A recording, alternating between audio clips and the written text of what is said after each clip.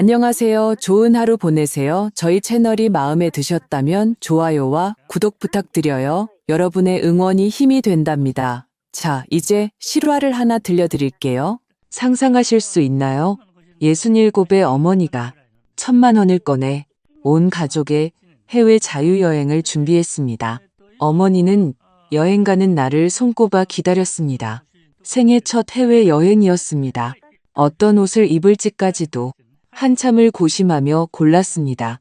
그런데 여행 당일 어머니가 잠에서 깨어보니 온 가족이 사라지고 없었습니다. 아무도 깨워주지 않았고 잘 다녀오라는 인사 한마디 없었습니다. 어머니는 그 자리에 얼어붙었습니다. 전화를 걸자 돌아온 것은 오실 필요 없어요라는 차가운 한마디뿐이었습니다. 항공권은 저희가 취소했어요. 대체 어떤 가족일까요? 어머니가 뭘 잘못했기에 이런 취급을 받아야 했을까요? 그저 딸과 손주와 함께 인생의 한 페이지를 함께하고 싶었을 뿐인데 왜 이런 모욕을 당해야 했을까요? 하지만 어머니는 울지 않았습니다. 소란을 피우지도 두 번째 전화를 걸지도 않았습니다. 조용히 전화를 끊고 집으로 돌아와 모두가 예상치 못한 일을 벌였습니다. 딸의 가족이 일본에서 지친 몸으로 돌아와 익숙한 집문 앞에 섰을 때 모든 것이 변해버린 광경을 마주했습니다. 그 순간 딸은 무너져 내렸고 외손주는 겁에 질려 울음을 터뜨렸으며 사위는 그 자리에서 쌍욕을 퍼부었습니다. 오늘 사랑과 경계 그리고 깨달음에 대한 현실적인 이야기를 시작하겠습니다. 제 이름은 이정숙, 올해 67입니다. 남편은 오래전 뇌졸중으로 세상을 떠났고 딸이 결혼한 후 저는 부산에 있는 낡은 다세대 주택에서 혼자 살고 있습니다. 1층은 제가 쓰고 2층은 딸과 사위 가족이 살도록 내주었죠. 월세는 받지 않았습니다. 어쨌든 한 가족이니까요. 평소 저는 일찍 자고 일찍 일어나 집안일을 좀 하고 밥을 짓고 외손주를 돌봤습니다. 가끔은 이웃 경자 언니와 시장에 산책을 가기도 했죠. 삶은 단조로웠지만 그럭저럭 괜찮았습니다. 이번 일본 여행은 제 생애 첫 해외여행이자 가장 기대했던 가족 여행이었습니다. 1,000만 원 전액은 제 연금에서 아껴 모은 돈이었습니다. 항공권과 온천 욕한 예약, 여행 일정표까지 제가 직접 짰습니다. 아이와 함께하기 좋은 호텔로 특별히 고르기도 했죠.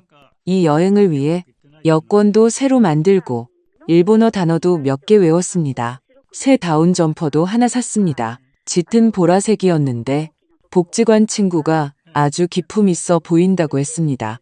저는 가족들이 제가 얼마나 기뻐하는지 알고 있을 거라 믿었습니다. 그날 아침 저는 알람보다 일찍 일어났습니다. 4시 반에 눈을 떠 가장 먼저 부엌으로 갔습니다. 어젯밤 준비해둔 김밥과 따뜻한 두유를 데워 가족들이 차에서 먹을 수 있도록 준비했습니다. 각자의 여권과 탑승권도 봉투에 가지런히 정리해서 제 손가방에 넣어두었습니다. 옷이 정각. 저는 가방을 들고 2층으로 올라가 가족들을 깨워 출발할 준비를 했습니다. 지혜야, 일어나. 늦겠다. 딸의 방문을 2번 두드렸지만 아무런 대답이 없었습니다. 너무 깊이 잠들었나 싶어 조심스럽게 문을 열고 들어갔습니다. 비어 있었습니다. 이불은 가지런히 개켜 있었고 옷장은 활짝 열려 안에 있던 옷들이 모두 사라졌습니다. 구석에 있던 캐리어도 보이지 않았습니다. 저는 얼어붙었습니다. 마치 찬물을 뒤집어 쓴 것 같았습니다. 마음이 불안해지기 시작했습니다. 외손주 방으로 가보았지만 역시 아무도 없었습니다. 아이가 가장 아끼던 피카츄 인형까지 가져갔더군요. 저는 서둘러 휴대폰을 꺼내 딸에게 전화를 걸었습니다. 엄마, 우리 이제 곧 비행기 타. 엄마는 오실 필요 없어요. 전화기 너머로 들려오는 건 딸 지혜의 목소리였습니다. 미리 준비한 대사를 읽는 것처럼 목소리는 차가웠습니다. 머릿속이 하얘졌습니다. 제가 미처 반응하기도 전에 딸 옆에서 익숙한 남자의 목소리가 들려왔습니다. 비웃는 듯한 낮은 목소리였습니다. 드디어 저 노인네 없는 휴가를 보낼 수 있겠네. 사위 민준이었습니다. 전화는 뚝 하고 끊겼습니다. 저는 텅 빈 계단에 서서 휴대폰을 놓칠 뻔했습니다. 눈앞이 흐릿해졌습니다. 어떻게 아래층으로 내려왔는지 기억나지 않습니다. 비틀거리며 부엌으로 돌아왔다는 것만 기억납니다. 김밥은 솥에서 아직 따뜻한 김을 내뿜고 있었고 은은한 참기름 냄새가 났습니다. 저는 식탁에 앉았습니다. 손을 식탁에 대었지만 따뜻함이 느껴지지 않았습니다.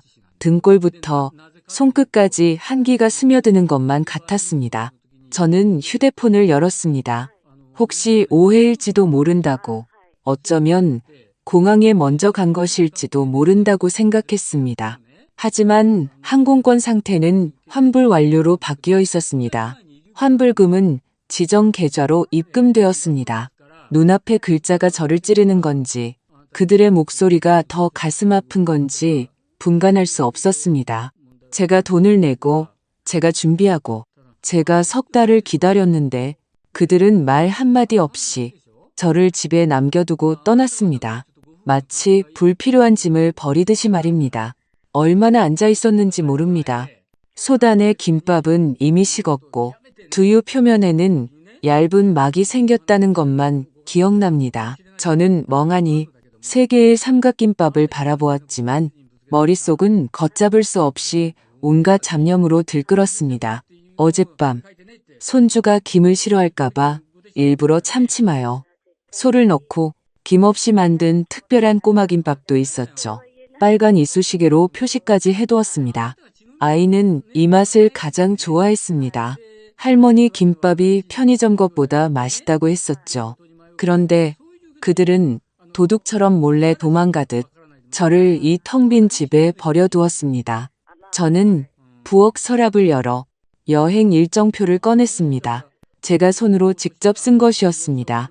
매일 몇 시에 밥을 먹고 몇 시에 나갈지, 어느 온천에 가고 어떤 기모노 쇼를 볼지 한자 한자 정성껏 베껴 써서 냉장고에 붙여두었습니다. 이제 그 일정표는 하나의 비웃음 섞인 농담처럼 보였습니다. 다시 전화를 걸어보았지만 역시 받지 않았습니다. 포기할 수 없어 카카오톡을 열었습니다. 읽지 않은 메시지 하나가 눈에 띄었습니다. 엄마, 민준 씨와 저는 이번 여행에 엄마는 안 가시는 게 좋겠다고 결정했어요.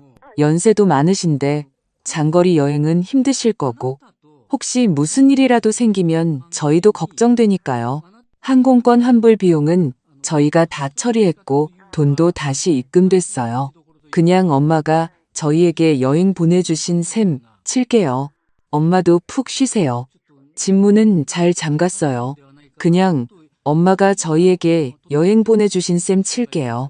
이 문장이 칼날처럼 제 심장을 찔렀습니다. 이 여행에 돈을 낸 사람은 저인데 비행기에 탈 자격조차 없었습니다. 그 1,000만 원은 원래 낡은 에어컨을 바꾸려던 돈이었습니다. 매달 나오는 제 연금에서 한 푼 두 푼 아껴 모은 돈이었습니다. 지혜는 그날 이렇게 말했었습니다. 엄마, 너무 인색하게 굴지 마. 일본은 한 번쯤 가봐야지. 너무 아깝잖아. 저는 이를 악물고 고개를 끄덕였습니다. 비싸더라도 온 가족이 함께 갈 수 있다면 그만한 가치가 있다고 생각했습니다. 하지만 저는 몰랐습니다. 그들이 원한 것은 오직 제 돈뿐이었다는 것을. 저는 자리에서 일어나 비틀거리며 냉장고로 다가갔습니다. 손이 떨려 일정표는 산산조각이 났습니다. 종이 조각이 바닥에 흩날렸지만 저는 허리를 굽혀 줍지 않았습니다. 문득 지난 수십 년간 제가 너무 많이 허리를 굽히며 살아왔다는 생각이 들었습니다. 자식을 위해, 가정을 위해, 그리고 아무도 제게 힘들지 않냐고 물어보지 않는 그 자리를 위해 저는 식탁을 짚고 섰습니다. 손바닥이 차가운 나무 표면에 닿았습니다. 나는 원래 이 집에 속하지 않았던 걸까? 눈물이 마침내 터져 나왔습니다. 걷잡을 수 없이 쏟아졌습니다. 저는 제 어깨를 감싸 안고 부엌 한가운데 섰습니다. 세상은 무서울 정도로 고요했고 오직 냉장고 압축기가 윙윙거리는 소리만 들렸습니다. 커튼 틈으로 햇살이 비스듬히 들어와 차갑게 식어버린 세 개의 김밥을 비추고 있었습니다. 저는 그곳으로 다가가 쓰레기통을 열고 김밥을 하나씩 버렸습니다. 두유도 한 방울 남김없이 쏟아버렸습니다. 저는 거실 소파에 앉아 오랫동안 생각했습니다.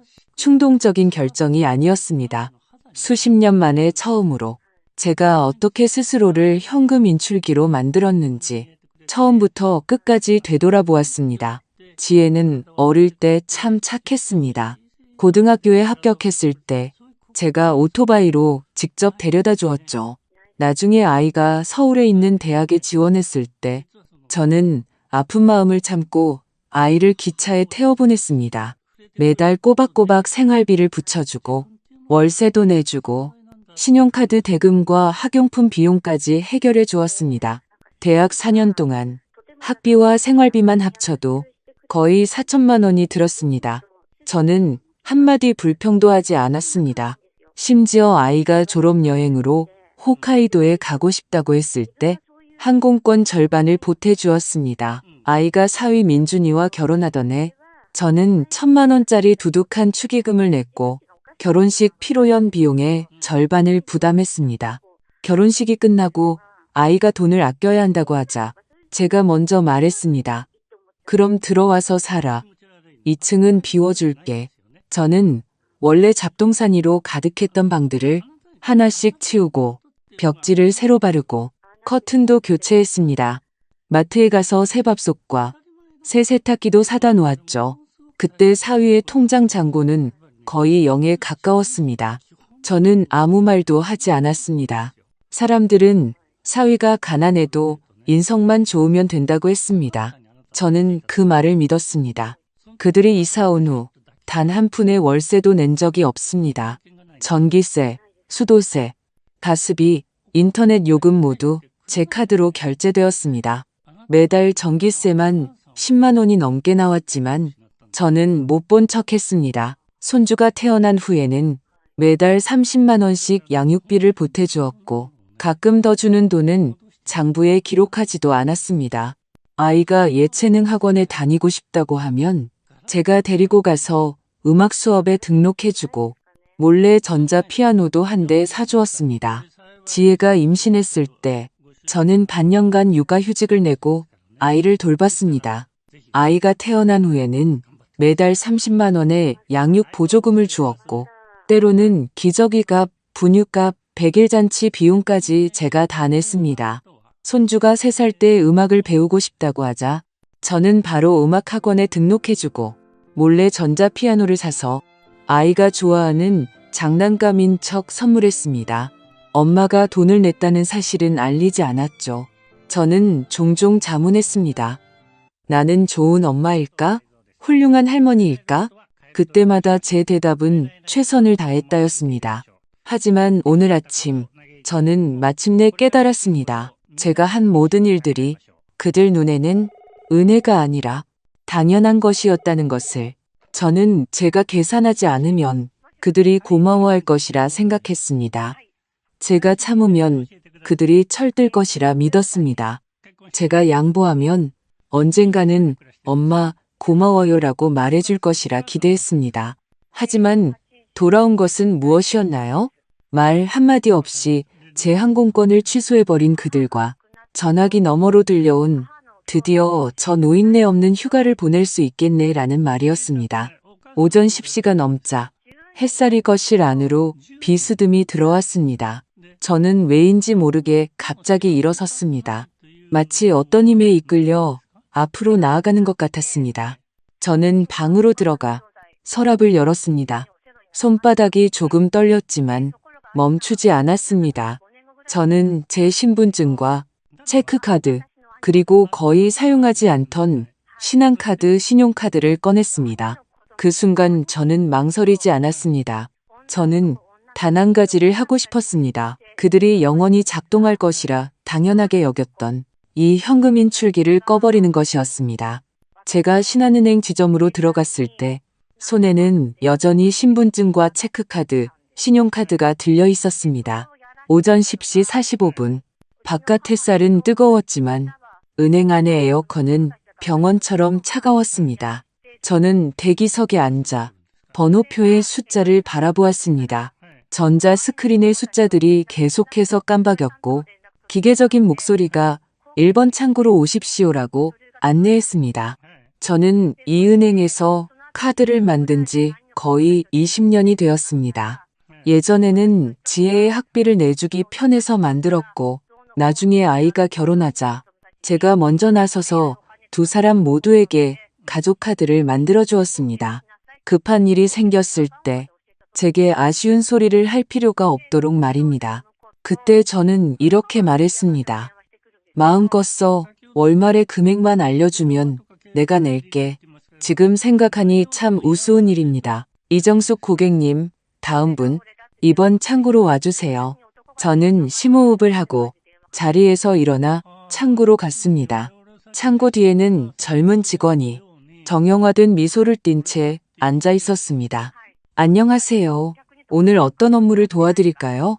가족카드 2장의 승인을 취소하고 싶습니다. 저는 신용카드와 신분증을 건넸습니다. 목소리는 제 것이 아닌 것처럼 평온했습니다. 네, 어떤 카드인지 확인해 드리겠습니다. 직원이 시스템 화면을 열었습니다. 김지혜와 박민준입니다. 저는 한 글자, 한 글자 또박또박 말했습니다. 직원은 잠시 놀란 듯 눈을 가늘게 떴습니다. 가족카드 관련해서 다툼이 있으셨나요? 먼저 전화로 소통해 보시는 건 어떨까요? 그들 동의는 필요 없습니다. 저는 신분증을 앞으로 밀었습니다. 이 카드는 제 것입니다. 제가 해지하겠다면 해지하는 겁니다. 네, 알겠습니다. 잠시 자료 확인하겠습니다. 영구 해지를 원하시나요? 아니면 일시정지를 원하시나요? 영구 해지요. 감사합니다. 이정숙 고객님. 그럼 해지 절차를 진행하겠습니다. 앞으로 이 2장의 가족카드는 어떤 소비나 거래도 불가능하게 됩니다. 저는 은행을 나섰습니다. 손가락은 여전히 미세하게 떨렸지만 마음은 전례 없이 단단해졌습니다. 저는 편의점 앞 벤치에 앉아 아이스 커피를 마시며 휴대폰으로 은행 앱에 접속했습니다. 가족카드는 이미 사라져 있었습니다. 지혜네가 도쿄에 도착했는지는 모르겠지만 곧 카드를 쓸 수 없다는 사실을 알게 될 것이라고 짐작했습니다. 저는 그들이 나리타 공항에서 막 짐을 찾고 스타벅스에서 카드를 긁을 때 삑소리와 함께 거절당하는 모습을 상상했습니다. 민준이가 인상을 찌푸리며 네트워크 문제일 거라고 말하고 다시 긁어도 거절당하는 모습, 지혜의 얼굴이 창백해지는 모습, 그들이 계산대 앞에서 당황하며 속삭이다가 급히 카카오톡을 열어 제가 돈을 보냈는지 확인하는 모습, 제 계좌에서 현금카드 인출 권한마저 사라진 것을 발견하는 모습, 복수하고 싶었던 것은 아니지만 저는 웃음을 참을 수 없었습니다. 남의 불행을 고소해야 하는 그런 웃음이 아니었습니다. 쓰라림과 깨달음이 섞인 자기 구원의 웃음이었습니다. 저는 마침내 평생 현금 인출기 앞에서 비밀번호만 누르던 바보가 아니게 되었습니다. 역시나 얼마 지나지 않아 제 휴대폰이 다시 울렸습니다. 음성 메시지였습니다. 엄마, 왜 우리 가족카드 정지시켰어? 우리 지금 일본이란 말이야. 여기 물가 비싼 거 몰라? 이렇게 하면 우리더러 어떡하라고? 지혜의 목소리는 다급했습니다. 장모님, 이게 무슨 짓입니까? 저희도 장모님 번거롭게 안 해드리려고 그런 거잖아요. 연세 드신 분이 같이 여행하다 넘어지기라도 하면 누가 책임져요? 저희는 장모님 좋으라고 그런 거예요. 사위 민준이는 잔뜩 화가 나 있었습니다. 다음 메시지에서는 엄마, 미안해요. 엄마가 이렇게까지 화내실 줄은 몰랐어요. 그냥 우리가 너무 충동적이었다고 생각해주면 안 될까? 가족카드 일단 다시 풀어줘. 한국 돌아가서 제대로 얘기하자. 저는 재생을 끄고 휴대폰을 탁자 위에 던졌습니다. 그들은 양심의 가책 때문에 연락한 것이 아니었습니다. 돈이 떨어졌기 때문입니다. 이 사과에는 진심이 한 점도 없었고 오직 초조함과 공포뿐이었습니다. 저는 창가로 걸어갔습니다. 밖은 파란 하늘이었고 빨래를 넣은 베란다에서는 바람이 커튼을 흔들었습니다. 늙은 참새 한 마리가 지붕에 앉아 짹짹거렸습니다. 저는 제 삶이 이제 막 시작되려 한다는 것을 알았습니다. 전화는 더 이상 울리지 않았고 음성 메시지도 더는 오지 않았습니다. 저는 휴대폰을 무음으로 바꾸고 하루 종일 꺼두었습니다. 이날 저는 밥을 짓지도 않았고 텔레비전도 켜지 않았습니다. 그저 거실 소파에 앉아 시계가 똑딱거리는 소리를 들으며 일본 여행을 위해 특별히 샀던 외로운 쇼핑백 하나를 바라보았습니다.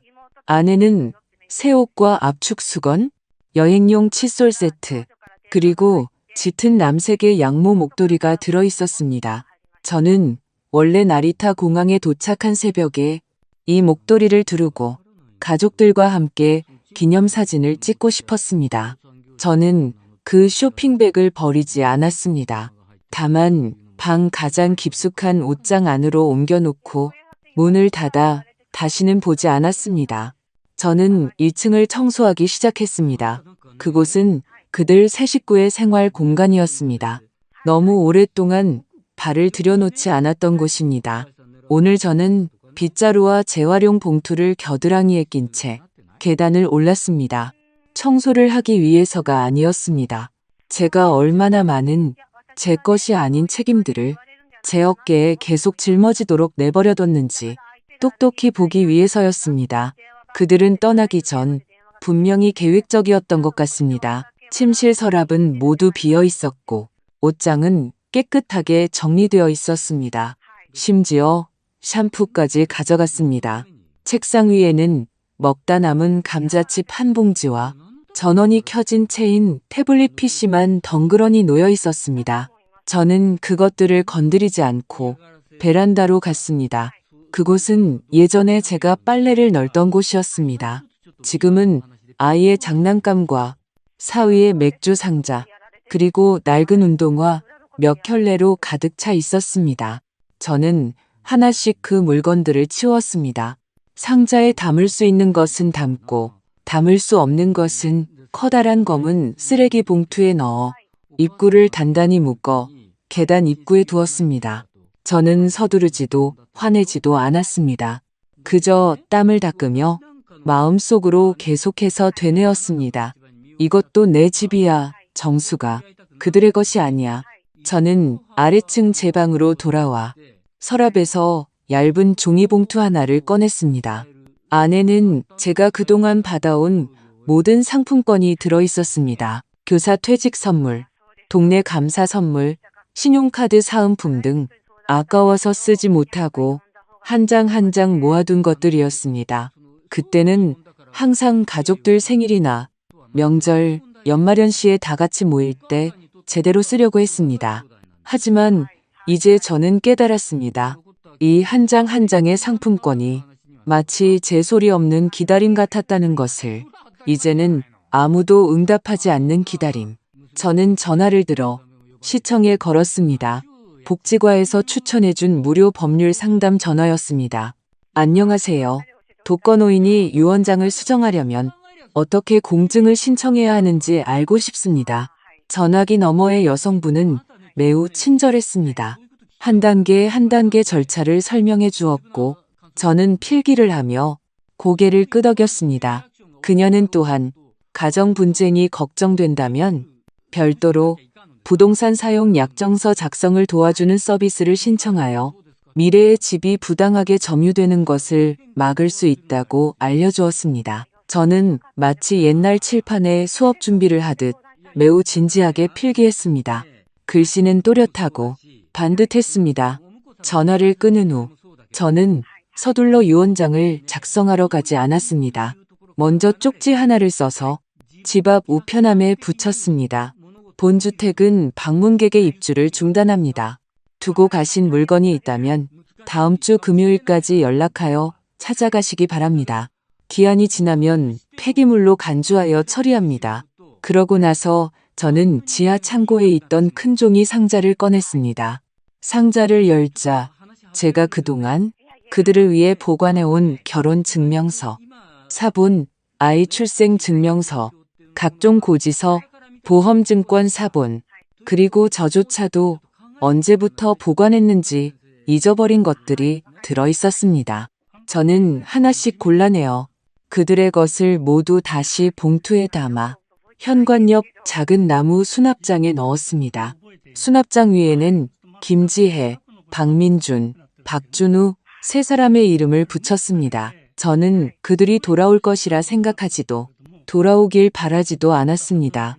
다만 그들이 돌아오기 전에 제가 그어야 할 경계를 명확하게 긋고 싶었을 뿐입니다. 저녁 무렵 전화가 다시 울렸습니다. 이번에는 받았습니다. 엄마, 며칠 동안 연락이 안 돼서 걱정했어요. 괜찮으세요? 지혜의 목소리는 갑자기 부드러워져 있었습니다. 난 괜찮아. 저는 담담하게 대답했습니다. 그럼 저희 음성 메시지는 들으셨어요? 사실 저희도 일부러 그런 건 아니었어요. 그냥 엄마가 저희랑 같이 여행 가면 힘드실 것 같아서 엄마를 위해서 그런 거였어요. 저는 대답하지 않았습니다. 딸의 목소리는 잠시 멈칫하더니 다시 말했습니다. 어떻게 가족 카드를 정지시킬 수가 있어요? 저희 도쿄에서 카드 거절당해서 급하게 동구에서 호텔도 옮겼단 말이에요. 저는 가볍게 한숨을 쉬며 말했습니다. 너희가 스스로 결정한 여행 아니었니? 나는 너희가 모든 걸 계획한 줄 알았지. 딸은 순간 말이 막히더니 조금 다급해졌습니다. 엄마, 왜 그러세요? 이제 그만 화 푸세요. 네, 돌아가서 다시 얘기하면 되잖아요. 준우도 엄마 보고 싶어 해요. 그래, 돌아와서 얘기하자. 저는 말했습니다. 하지만 그 그래라는 말이 제가 정리해야 할 것들을 정리할 더 많은 시간을 벌기 위한 것이라는 것을 저는 알고 있었습니다. 딸은 그 말을 듣고는 더 이상 아무 말 없이 전화를 끊었습니다. 저는 휴대폰을 탁자에 다시 내려놓았습니다. 창밖의 하늘은 서서히 어두워지고 있었습니다. 멀리 시장에서 흘러나오는 동백아가씨의 멜로디가 가볍게 집 안으로 스며들었습니다. 저는 일어나 부엌으로 가서 죽을 끓이기 시작했습니다. 동태살과 생강을 조금 넣었습니다. 저는 문득 깨달았습니다. 하루 종일 저는 누구를 위해서도 요리하지 않았다는 것을, 오직 저 자신을 위해서만. 저는 식탁에 앉아 김이 모락모락 나는 죽 한 그릇을 떠서 천천히 먹었습니다. 창밖시장에 불이 켜지고 이웃집 개가 짖었습니다. 세상은 여전히 돌아가고 있었습니다.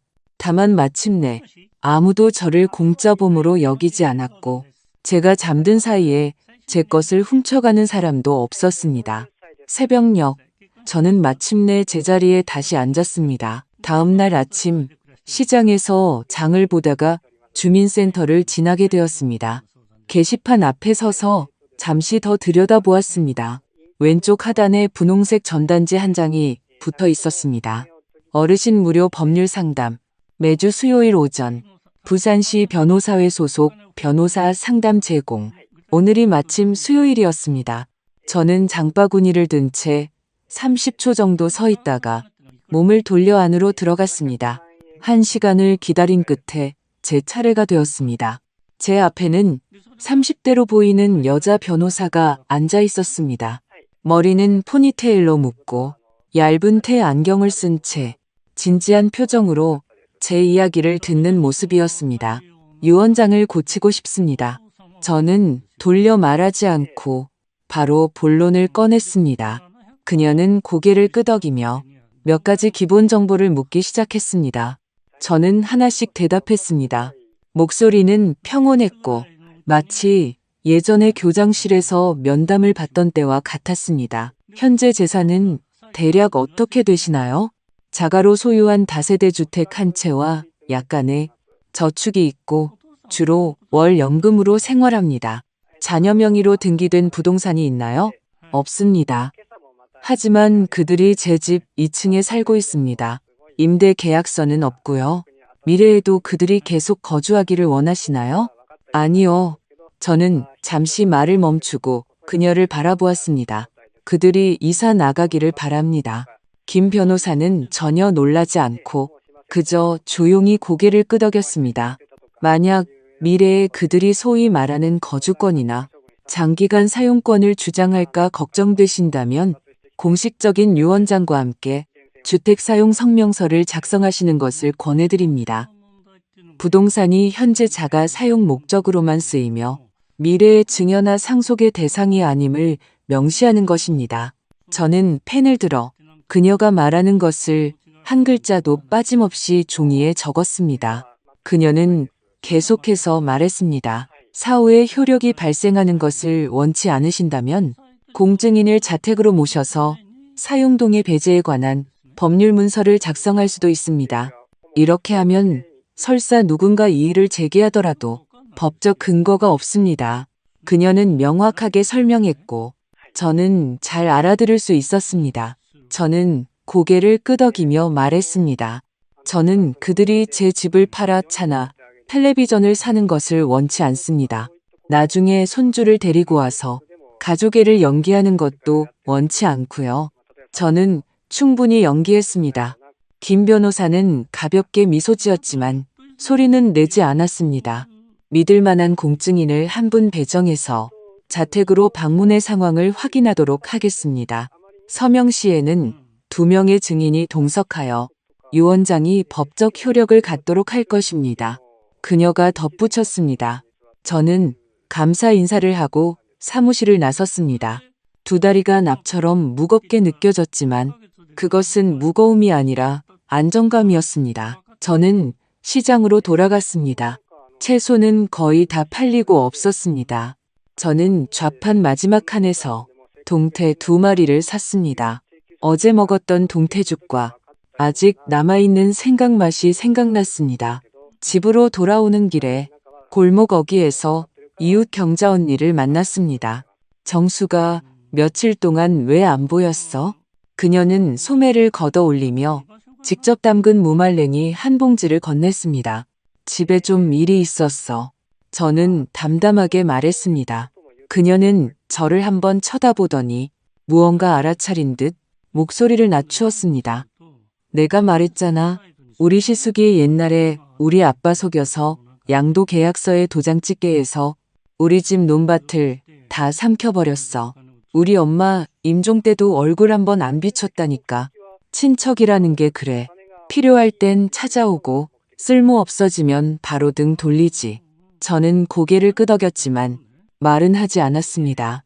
내가 진작에 선을 그었어야 했는데 정에 얽매이면 안 됐어. 우리 같은 나이에는 정이 아니라 안전이 필요한 거야. 저는 그 말을 마음에 새겼습니다. 그날 오후 서랍을 정리하다가 오래전에 작성했지만 붙이지 않았던 사전연명 의료 의향서를 찾았습니다. 저는 새로 한 부를 작성하고 이름을 서명했습니다. 내일 보건소에 제출할 생각이었습니다. 저는 그들이 제 마지막을 결정하게 하고 싶지 않았고 제 병상 앞에서 효자인 척하며 유산을 다투는 꼴도 보고 싶지 않았습니다. 창밖에서는 아이들이 하교하는 떠들썩한 소리가 들려왔습니다. 저는 창가에 서서 노란 조끼를 입은 초등학생들이 줄을 서서 집으로 돌아가는 모습을 바라보았습니다. 문득 수십 년 전 저도 교실문 앞에 서서 아이들이 하나씩 교문을 나서는 것을 지켜보던 때가 생각났습니다. 웃고 뛰며 어떤 아이는 뒤돌아 손을 흔들었습니다. 그때의 저는 아이들이 제 가장 중요한 사업이라고 생각했습니다. 하지만 이제 저는 알게 되었습니다. 어떤 사업은 끝난 후에 다시 돌아보면 안 된다는 것을. 어떤 사람은 당신이 아무리 사랑해도 그들이 당신을 사랑해주지 않을 수도 있다는 것을. 저는 휴대폰을 들어 음성 메모 앱을 켰습니다. 천천히 한 단락을 낭독했습니다. 변호사에게 제출하여 녹화할 영상. 유언 내용이었습니다.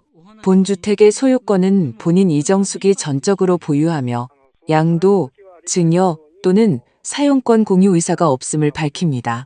현재 거주자는 본인으로 한정하며 누구든 서면 동의 없이 무단으로 점유할 경우 불법 침입으로 간주합니다.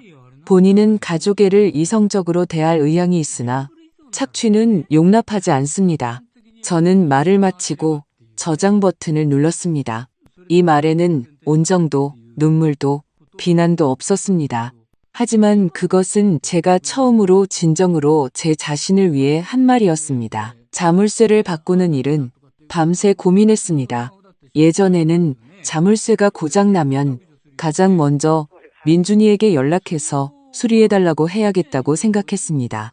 그는 제가 산 자물쇠가 싸구려라고 불평했고 제가 전자도어록을 쓸 줄 모른다고 핀잔을 줬으며 열쇠가 너무 많아 번거롭다고 투덜거렸습니다. 저는 그 말을 듣고도 다 참았습니다. 어쨌든 남자가 이런 건 더 잘 아니까요. 하지만 이번에는 더 이상 누군가를 기다려 수리하고 싶지 않았고 누군가의 핀잔을 듣고 싶지도 않았습니다. 저는 단지 이 집이 오늘부터 오직 제게만 속하기를 바랐습니다. 당연하게 들어와 사는 그 누구에게도 속하지 않기를. 다음 날 저는 철물점에 가서 사장님께 베테랑 열쇠 수리공을 소개해달라고 부탁했습니다. 전화로 저는 이렇게만 말했습니다. 앞문과 뒷문의 자물쇠를 모두 바꾸고 싶어요. 최대한 복잡한 걸로요. 비밀번호든 열쇠든 상관없습니다. 수리공은 듣고 웃으며 말했습니다. 어머님, 도둑이 무서우세요? 저는 이렇게 대답했습니다. 도둑보다 더 무서운 건 제 집에 사는 가족이에요. 오후 3시, 수리공이 젊은 제자 2명을 데리고 우리 집에 왔습니다. 손놀림은 매우 민첩했습니다. 한 팀은 앞문에 비밀번호 잠금 장치를 설치했고 다른 한 팀은 뒷문을 이중 잠금식 철문 자물쇠로 교체했습니다. 저는 거실에 앉아 그들이 자물쇠를 교체할 때 나는 금속 충돌 소리를 들었습니다. 한 번 한 번 무언가를 두드리는 것 같았습니다. 문이 아니라 마음을. 자물쇠 설치가 끝난 후 저는 서랍에서 낡은 봉투 하나를 꺼내 원래 문 열쇠를 그 안에 넣었습니다. 봉투 위에는 7글자를 썼습니다. 이 집은 너희 집이 아니다. 저는 그 봉투를 문밖계량기함에 붙였습니다. 투명 테이프로 2바퀴 감았습니다. 바람에도 끄떡없고 그들이 못 볼 리도 없도록. 그러고 나서 저는 짐을 싸기 시작했습니다. 망설이지 않았습니다. 모든 옷, 모든 신발, 모든 교과서, 모든 장난감. 저는 그들의 것임을 명확하게 알아보았고 하나도 빠짐없이 상자에 담았습니다. 아이의 그림책, 민준이의 면도기, 지혜의 화장품, 그리고 그들이 텔레비전 장식장 아래에 두었던 비디오 게임기까지 모두 포장해서 테이프로 단단히 봉했습니다. 복수가 아니었습니다. 저는 단지 물건을 돌려주는 것 뿐이었습니다. 총 13개의 상자. 마치 제가 지난 세월 동안 참고 삼켰던 모든 순간들처럼 하나도 빠지지 않았습니다. 저는 상자를 하나씩 1층 현관문 앞으로 옮겨 2줄로 가지런히 쌓았습니다. 마치 예전에 제가 학교에서 학생들의 책가방을 정돈하라고 요구했던 것처럼 삐뚤어지지도 흐트러지지도 않게 라벨은 앞을 향하게. 마지막으로 저는 흰 종이에 이렇게 썼습니다. 김지혜, 박민준, 박준우, 이것들은 당신들의 물건입니다. 일요일까지 직접 가져가세요. 기한이 지나면 버려진 것으로 간주합니다. 이정숙, 하오. 제가 펜을 내려놓는 순간 문득 오래간만에 느껴보는 가벼움을 느꼈습니다. 기쁨도 통쾌함도 아니었습니다. 마치 30년 동안 메고 있던 낡은 배낭을 마침내 내려놓은 듯한 편안함이었습니다. 이것이 바로 제게 속하지 않은 인생을 정리한 후의 느낌이겠지요. 이웃 경자 언니가 그날 오후 마늘을 빌리러 마침 찾아왔습니다. 제가 상자를 옮기는 것을 보고는 어머, 이사가? 하고 놀란 표정을 지었습니다. 저는 고개를 저었습니다. 이사 가는 게 아니라 사람을 내보내는 거야. 그녀는 눈을 깜박이더니 갑자기 이해했다는 듯 흥하고 코웃음을 쳤습니다. 그래야지. 진작 그렇게 했어야 했어. 그들이 널 하녀 취급했잖아. 저는 쓴웃음을 지으며 대답하지 않았습니다. 그녀는 제 어깨를 두드리며 말했습니다. 한 수 남겨두는 게 우리 나이의 마지막으로 자신을 지키는 방법이야. 네가 한 걸음 잘 내디뎠어. 네가 쫓아내지 않으면 그들은 절대 안 나가. 네가 문을 잠그지 않으면 네가 죽을 때까지 다 털어갈 거야. 저는 그 말에 반박하지 않았습니다. 그녀가 저주를 퍼붓는 것이 아니라 사실을 말하고 있다는 것을 알았기 때문입니다. 그녀는 그 상자들을 보며 말했습니다. 너 정말 대단하다. 혼자서 이 정도까지 하다니. 저는 조용히 대답했습니다. 용기는 그들이 줬어. 우리는 함께 문 앞 작은 의자에 앉아 미지근한 녹차 한 잔을 마셨습니다. 그녀는 더 이상 아무것도 묻지 않았고 저도 더 이상 말하고 싶지 않았습니다. 바람이 불어와 상자에 붙은 라벨 종이가 살짝 말렸습니다. 저는 다가가서 다시 눌러붙였습니다. 저는 그들이 이것을 단순한 화풀이라고 생각하지 않기를 바랐습니다. 그들이 돌아왔을 때 여전히 당신이 화가 풀리면 내가 돌아오겠다는 식의 장난으로 여기지 않기를 바랐습니다. 이건 장난이 아니었습니다.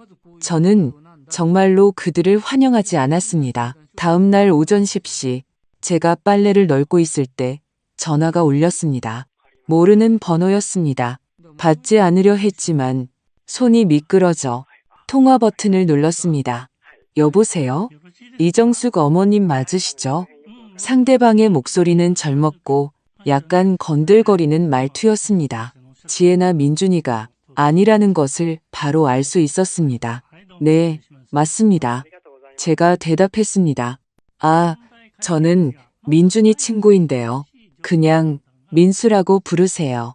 그게 형님이 며칠 동안 일본에서 좀 곤란한 상황에 처해서요. 신용카드도 안 긁히고 가족카드도 정지됐다고 하던데 아시죠? 저는 말이 없었습니다.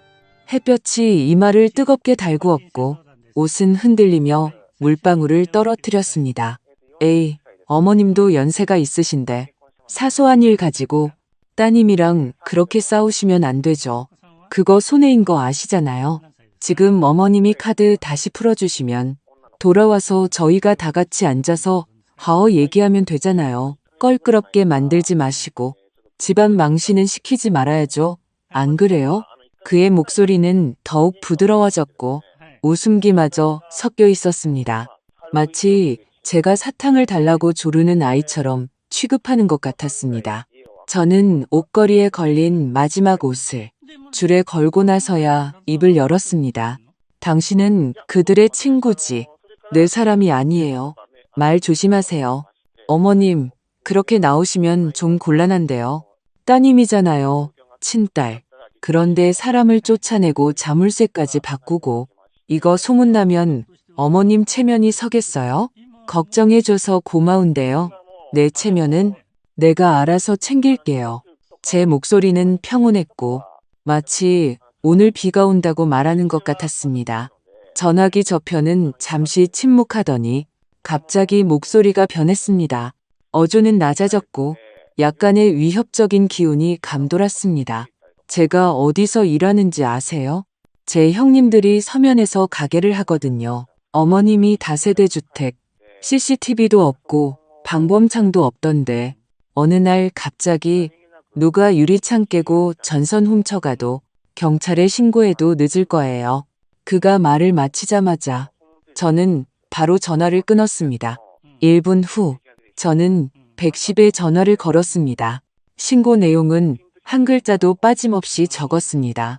경찰에게 위험 내용을 기록해달라고 요청했고 사람을 보내 현장을 확인해달라고도 부탁했습니다. 2시간 후 관할 파출소에서 젊은 경찰관 2명이 우리 집에 왔습니다. 한 명은 제게 질문을 했고 다른 한 명은 밖에서 문 잠금 장치와 CCTV 위치를 확인했습니다. 저는 차를 내어주며 전화 내용을 상세히 설명했습니다. 젊은 경찰관은 서면가게라는 말을 듣자 미간을 살짝 찌푸리며 통화 기록을 추적해주겠다고 말했습니다. 또한 현관에 영상 인터폰 시스템을 설치하라고 조언했습니다. 어머님, 이런 사람들은 실제로 배경이 있는 경우는 드물고 그냥 입만 험해서 겁주는 경우가 많습니다. 너무 불안해하지 마시고 무슨 일 있으면 바로 110이나 저희 파출소 직통으로 전화하세요. 저는 고개를 끄덕이며 말했습니다. 감사합니다. 평소에는 제가 아주 얌전한데 그들이 저를 건드렸어요. 그들은 웃으며 말했습니다. 얌전한 사람이 화나면 제일 무섭죠. 경찰관들을 보내고 나서 저는 집으로 돌아와 문을 잠그고 다시 2개의 걸쇠를 걸었습니다. 부엌 창가에는 낡은 쇠막대기를 하나 더 설치해 창틀을 막았습니다. 예전에는 젊은 사람들이 제가 신경과민이라고 말했지만 이제 저는 이것이 필수적이라고 느낄 뿐이었습니다. 저녁 5시 반, 제 휴대폰이 다시 울렸습니다. 이번에는 지혜였습니다. 저는 전화를 받고 조용히 그녀가 입을 열기를 기다렸습니다. 엄마, 정말 일을 이렇게까지 크게 만들어야겠어? 그녀는 저를 엄마라고 부르지도 웃음기를 띠지도 않았습니다. 처음부터 차가운 질책이었습니다. 민준 씨 친구가 엄마가 경찰에 신고했다고 하더라. 그냥 엄마 걱정돼서 그런 건데 왜 그렇게 예민하게 굴어? 그건 걱정이 아니라 협박이었어. 저는 여전히 침착했습니다. 좋아. 그 사람이 말투가 좀 안 좋았다고 쳐. 그래도 우리한테 이렇게까지 가혹하게 굴 필요는 없잖아. 물건을 문 밖에 내놓고 우리를 쫓아내고 우리도 체면이 있는 사람들이라는 생각은 안 해봤어? 네가 부끄러움을 느끼는 건 네가 잘못했다는 걸 알기 때문이야. 저는 조용히 말했습니다. 그녀는 잠시 말을 멈췄습니다. 우리는 그냥 좀 편해지고 싶었을 뿐이야. 엄마, 우리도 힘들어. 엄마는 항상 그 희생과 헌신을 우리한테 강요하잖아. 우리는 엄마 감정까지 계속 챙겨줄 의무는 없어. 나는 네가 내 감정을 챙겨달라고 한 적 없어. 저는 잠시 말을 멈췄습니다. 나는 단지 더 이상 너희에게 짓밟히고 싶지 않을 뿐이야. 그녀는 차갑게 코웃음을 쳤습니다. 도대체 뭘 원하는데? 그냥 외로운 독거노인이 되고 싶은 거야? 내가 말해두는데 준우도 이제 엄마 손주 아니야. 다시는 볼 생각하지 마. 그 말은 돌멩이처럼 날아왔지만 저는 목소리가 떨리지 않도록 했습니다. 생각해봤어. 나는 다투지도 않을 거고 빼앗으려고도 안 할 거야. 그 아이는 너희 아이야. 하지만 나는 너희의 도구가 아니야. 그녀는 10여 초간 침묵했습니다. 마지막으로 한마디를 던졌습니다. 후회하게 될 거야. 저는 천천히 말했습니다. 나는 이미 30년 동안 후회했어. 이제 더는 후회하고 싶지 않아. 전화는 몇 초간 조용하더니 뚝 하고 끊겼습니다. 저는 휴대폰을 탁자에 다시 놓았습니다. 심호흡을 하고 나서야 제 등골이 땀으로 흠뻑 젖었다는 것을 깨달았습니다. 귀국하던 날, 저는 휴대폰 CCTV 앱을 통해 그들을 보았습니다. 화면에 그들이 나타난 순간은 새벽 4시 56분이었습니다. 아직 날이 밝지 않았고 문 앞 가로등이 켜져 있었습니다. 노란 불빛이 비스듬히 대문 앞 바닥에 비쳐 긴 그림자를 만들었습니다. 그 그림자는 처음에는 2개였습니다. 한 명은 캐리어를 끄는 남자였고 다른 한 명은 여자였습니다. 어깨에는 아이의 담요를 메고 있었고 입은 계속해서 움직이며 무언가를 중얼거리는 것 같았습니다. 그들은 일본에서 돌아온 옷차림 그대로였는데 비싸 보이지 않는 것이 아마 공항에서 급하게 산 것 같았습니다.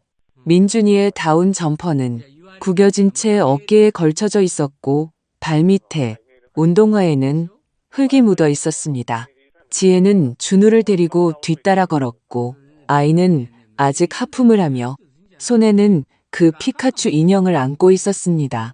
그들은 마치 아무 일도 없었다는 듯이 당연하게 문 앞으로 걸어왔습니다. 민준이가 열쇠를 꺼내 자물쇠에 꽂았습니다. 한 번 돌렸지만 이상했습니다. 다시 한 번 돌려도 반응이 없었습니다. 그는 고개를 돌려 지혜를 보았습니다. 야, 네, 엄마 자물쇠 바꿨나 봐.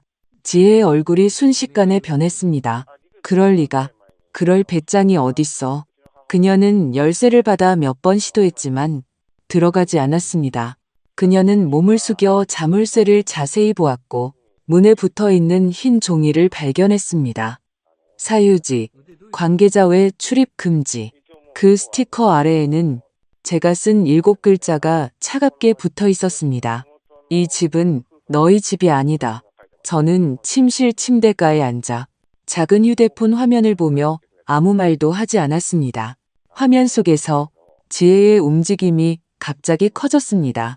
그녀는 벌떡 일어나 문고리를 잡고 세게 문을 두드렸습니다. 소리치며 말했습니다. 엄마, 문 열어. 이게 무슨 짓이야? 준우는 겁에 질려 울음을 터뜨렸고 그녀의 다리를 붙잡고 계속해서 외쳤습니다. 할머니, 할머니, 저 들어가고 싶어요. 저는 눈을 감고 마음속에서 칼로 베는 듯한 아픔을 참았습니다. 민준이가 몸을 숙여 문틈을 확인했습니다. 진짜 바꿨네. 제기랄, 이 할망구가 진짜 돌았나 봐. 그러고 나서 그들은 옆에 있는 종이 상자 더미를 발견했습니다. 그 13개의 상자는 이미 며칠 전에 쌓아두었던 것입니다. 가지런히 문 앞 왼쪽에 쌓여 있었고 큰 비닐로 덮여 있었습니다. 옆에는 팻말도 하나 놓여 있었습니다. 물건은 각자 찾아가세요. 기한이 지나면 폐기 처리합니다. 민준이는 비닐을 뜯으며 욕을 했습니다. 미친 거 아니야? 어느 누가 자기 딸을 쫓아내. 지혜는 얼굴이 하얗게 질렸고 입술을 계속 굳게 다물고 있었습니다. 마치 사람들 앞에서 뺨을 맞은 것 같았습니다. 그녀는 휴대폰을 들어 전화를 걸기 시작했습니다. 첫 번째는 받지 않았습니다. 두 번째도 받지 않았습니다. 세 번째에 저는 통화 버튼을 눌렀지만 말은 하지 않았습니다. 엄마, 도대체 언제까지 이럴 거야? 그녀는 목소리를 낮췄지만 어조는 이를 악문 듯 했습니다. 지금 우리 들어가게 해주면 아무 일도 없었던 걸로 할게. 알았지? 저는 대답하지 않았습니다. 당신이 평생 혼자 살 수 있을 거라고 생각하지 마. 이렇게 하는 게 멋있어 보여? 외로울 거고 늙고 병들 거야. 그때 가서 후회하지 마. 저는 가볍게 한숨을 쉬며 말했습니다. 나는 지금 아주 조용하고 좋아. 그럼 무슨 뜻이야? 연을 끊겠다는 거야? 내 손주가 앞으로 너를 모르게 만들겠다는 거야? 저는 제 손바닥을 내려다보았습니다. 손톱은 깔끔하게 정리되어 있었고 흐트러짐이 없었습니다. 너희가 이미 내가 필요 없다고 결정한 거 아니었니? 나는 지금 단지 너희 뜻대로 하는 것뿐이야. 그쪽에서 그녀는 숨을 헐떡였습니다. 이렇게 하는 게 얼마나 창피한지 알아? 알아. 저는 조용히 말했습니다. 하지만 나는 이렇게 하는 게 내 마음이 더 깨끗하다는 것도 알아. 그녀는 5초간 침묵하더니 갑자기 폭발했습니다. 이 인정머리 없는 늙은이, 당신은 정말 미쳤어. 온 부산 사람들이 우리를 비웃을 거야. 당신 같은 엄마를 뒀다고 비웃을 거라고. 저는 무음 버튼을 누르고 전화를 주머니에 넣었습니다. 문 밖에 두드리는 소리는 계속되었고 준우의 울음소리는 끊겼다, 이어졌다 했습니다. 하지만 저는 더 이상 보지 않았습니다. 저는 부엌으로 가서 그저께 사온 청경채를 한 입 한 입 떼어내 깨끗한 물에 씻었습니다. 그리고 냄비에 넣고 어묵을 조금 넣었습니다. 냄비 옆에서는 흰밥이 쪄지고 있었고 냄비 뚜껑은 증기에 밀려 덜컹거렸습니다. 해가 떴습니다. 햇살이 싱크대에 쏟아졌습니다. 문 밖의 세상은 저와 상관없었습니다. 저는 부엌 창가에 섰습니다. 햇빛이 유리창을 통해 제 손등에 비쳤습니다. 따뜻했습니다. 저는 문을 열지 않았고 다시는 열 생각도 없었습니다. 그날 하루 종일 그들은 우리 집 문 앞을 떠나지 않았습니다. 저는 CCTV 화면을 통해 보았습니다. 민준이는 종이 상자에 앉아 담배를 피웠고 지혜는 서서 전화를 하며 점점 더 초조해하는 표정이었습니다. 준우는 땅에 웅크리고 앉아 무릎을 끌어안고 있었고 눈은 퉁퉁 부어 있었습니다. 가끔 고개를 들어 창문을 쳐다보았는데 마치 제가 나타나기를 기다리는 것 같았습니다. 저는 나타나지 않았습니다. 저는 그저 부엌에 앉아 더할 나위 없이 느린 속도로 배추 한 포기를 씻었습니다. 한 입 한 입 문지르며 마치 마음속의 묵은 때를 씻어내는 것 같았습니다. 오후 3시 반 휴대폰이 한번 진동했습니다. 카카오톡 메시지였습니다. 김지혜, 도대체 언제까지 이럴 거야? 저는 답장하지 않았습니다. 5분 후 또 다른 메시지가 왔습니다. 김지혜, 우리가 쫓겨나면 당신이 이긴 것 같아? 당신은 정말 미쳤어. 늙으면 아무도 당신 신경 안 쓸 거야. Help. 저는 여전히 답장하지 않았습니다. 그저 베란다로 가서 방금 씻은 옷을 하나씩 널었습니다. 바람이 세게 불어 옷자락이 펄럭이며 소리를 냈습니다. 마치 저를 위해 박수를 쳐주는 것 같았습니다. 4시쯤 그녀는 음성 메시지로 바꿨습니다. 목소리는 아주 낮게 깔려 있었고 끄트미 떨렸습니다. 엄마, 도대체 뭘 원하세요? 저도 이제 40이 넘었는데 엄마한테 이렇게 모욕당해야겠어요? 저는 정말 모르겠어요. 언제부터 엄마가 이렇게 모질어졌는지. 예전에는 안 그랬잖아요. 예전에는 제 입장에서 생각해줬잖아요. 그런데 지금은요? 준우가 어떻게 생각할지는 생각해봤어요? 그녀는 잠시 말을 멈췄고 목소리가 메었습니다. 걔는 엄마 손주잖아요. 이제 걔도 안 보실 거예요? 나중에 준우가 엄마를 어떻게 기억할지 생각은 해봤어요? 자기를 쫓아낸 할머니로 기억하게 될 텐데? 저는 이를 악물고 손가락을 휴대폰 화면 위에 둔 채 다음 메시지 재생 버튼을 누를 뻔했습니다. 하지만 참았습니다. 이어서 그녀의 말투가 변하기 시작했습니다. 차가운 화살처럼 날카롭고 공격적이었던 것이 점점 부드러워졌습니다. 녹는 얼음처럼. 엄마, 제발요. 네, 저희 정말 갈 곳이 없어요. 어젯밤에는 모텔에서 잤어요. 준우는 밤새 울었고 저도 잠을 못 잤어요. 저는 정말 지쳤어요. 저 들어가서 샤워라도 하고 밥 한 끼만 먹게 해주면 안 될까요? 예전에 그랬잖아요. 집에는 항상 제 숟가락 하나 놓을 자리는 있다고. 저는 더 이상 싸우고 싶지 않아요, 엄마. 그냥 집에 가고 싶어요. 저는 창가에 앉아 눈물을 한 방울 한 방울 흘렸습니다. 하지만 소리는 내지 않았습니다. 그날 밤 집 전체가 무서울 정도로 조용했습니다. 밖에 벌레 소리, 멀리서 가끔 들려오는 오토바이 엔진 소리, 창밖에 개 짖는 소리까지 모두 귓가에 달라붙어 울리는 것 같았습니다. 선명하게. 새벽 2시. 저는 마침내 메시지 한 통을 보냈습니다. 이정숙. 상자는 가져가도 되지만 문은 열리지 않을 것이다. 1분도 채 되지 않아 답장이 왔습니다. 김지혜. 아직 화가 안 풀리신 거 알아요. 그럼 조건을 말씀해 보세요. 저희가 들을게요. 뭐든지요. 저희가 이번에 정말 잘못했어요. 저는 읽고 나서 더 이상 답장하지 않았습니다. 다음 날 아침 문 앞에 상자들이 사라졌습니다.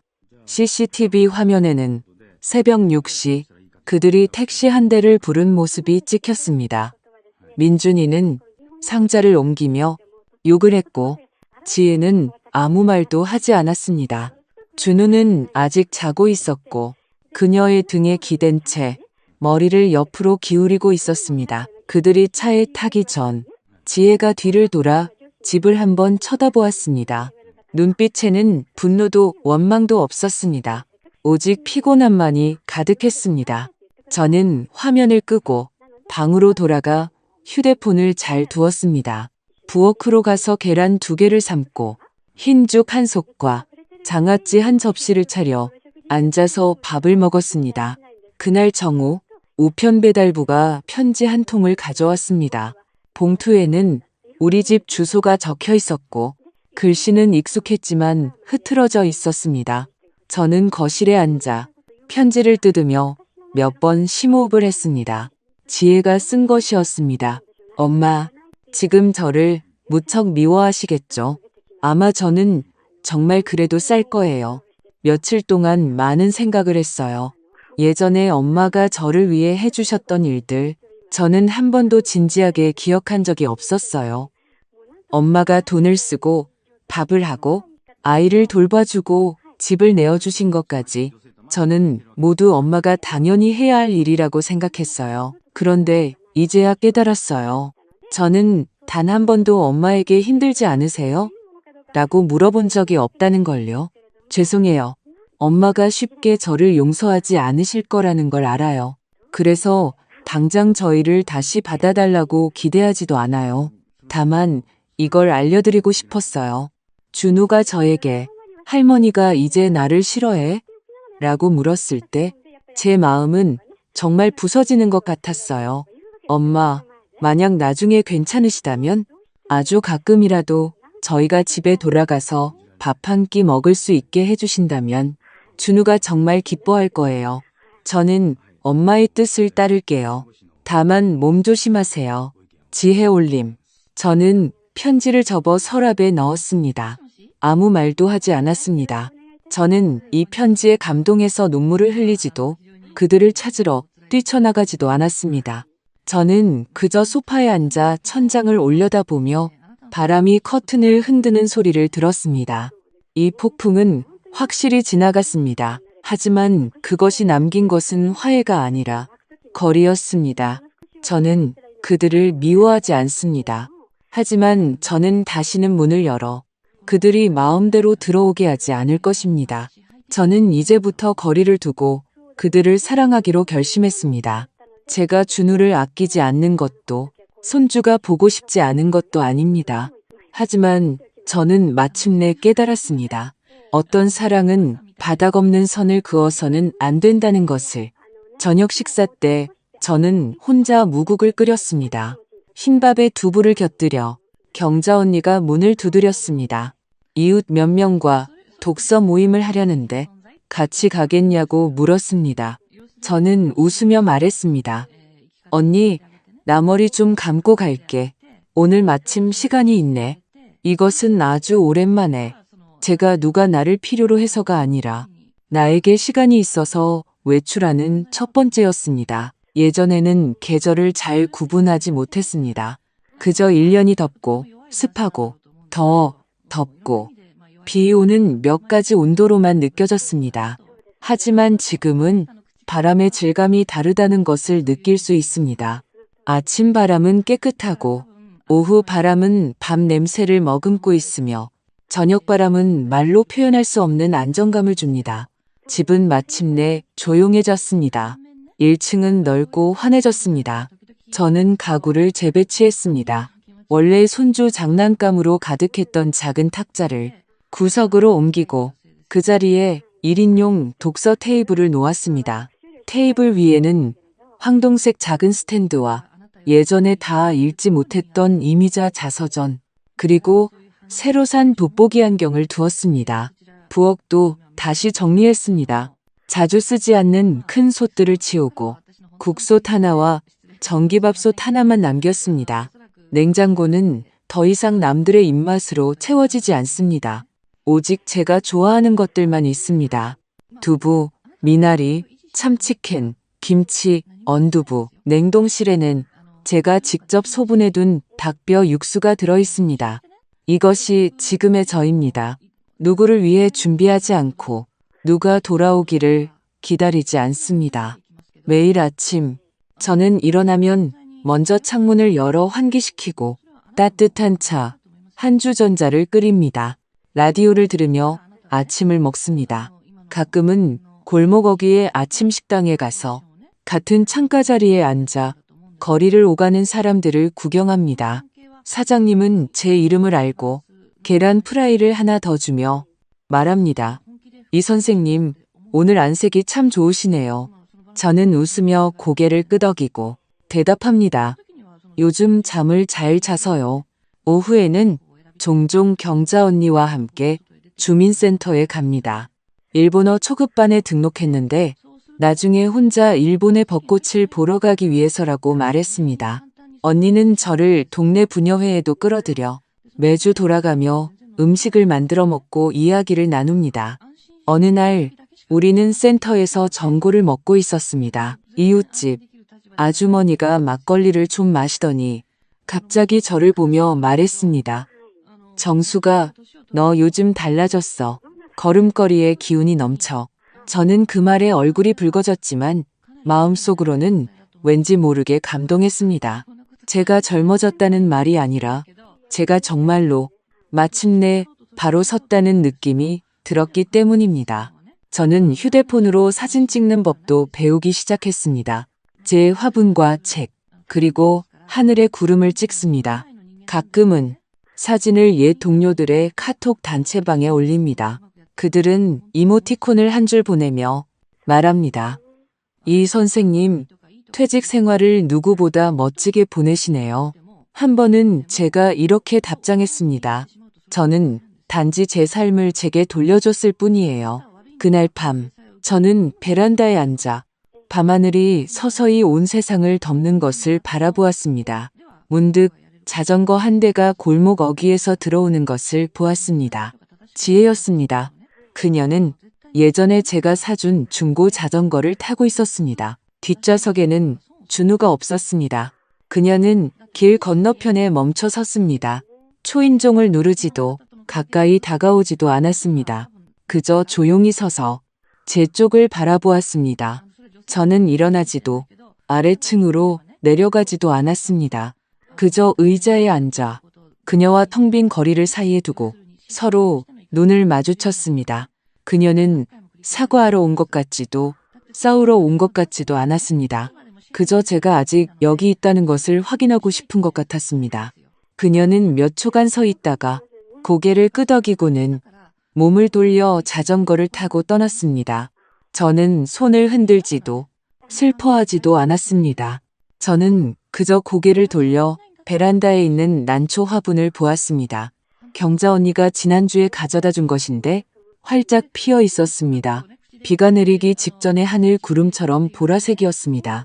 사람들은 흔히 노년의 인생은 돌아가는 길이라고 말합니다. 하지만 저는 이제야 알게 되었습니다. 모든 사람이 집으로 돌아가는 문을 찾는 것은 아니라는 것을. 하지만 저는 찾았습니다.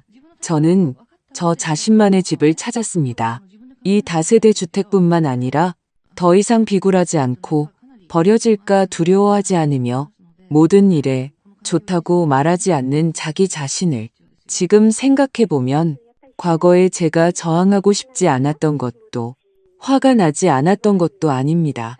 다만 매번 에휴, 한 가족인데라고 스스로를 다독였을 뿐입니다. 나중에야 깨달았습니다. 이 에휴라는 말이 제가 제 손으로 제 존엄을 담보로 잡았던 것이라는 것을. 이제 저는 더 이상 담보를 잡지 않습니다.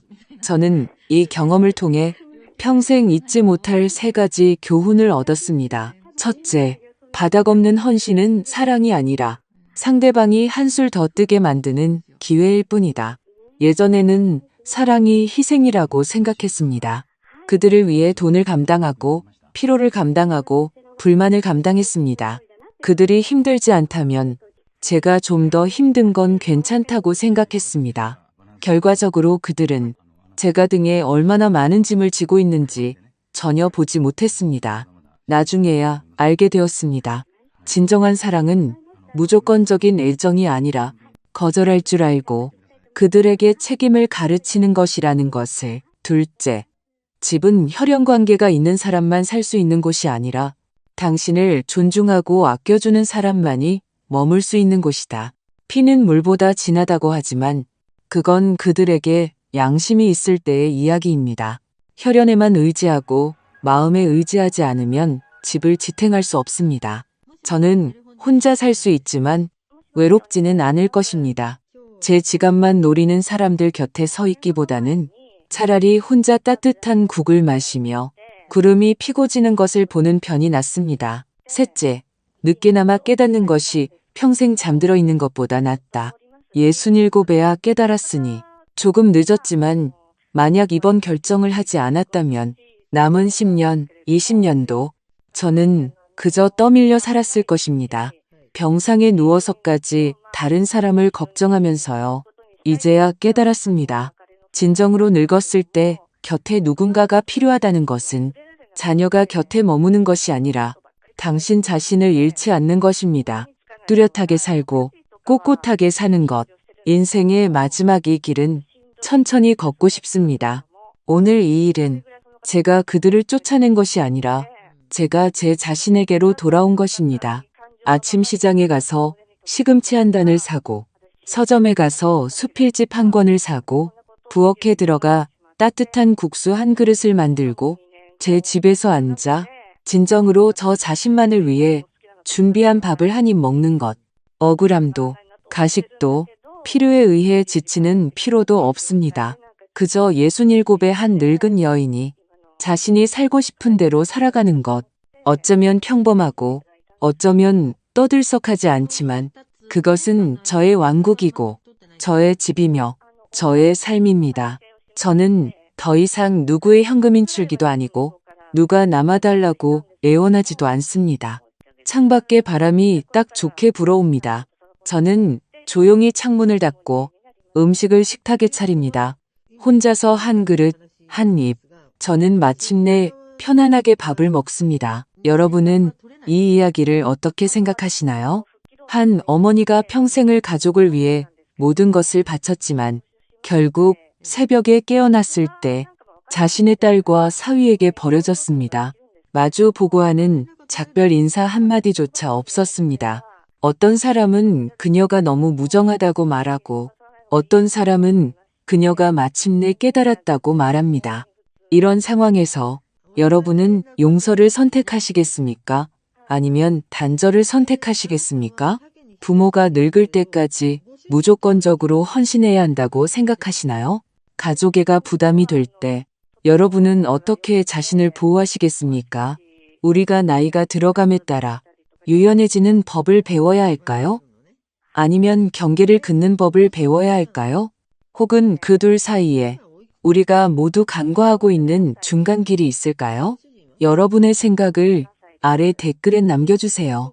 여러분이 지금 몇 살이든 자녀이든 부모이든 이 이야기에 대한 여러분의 견해를 들려주세요. 여러분의 모든 댓글이 비슷한 상황을 겪고 있는 누군가에게 도움이 될 수 있습니다.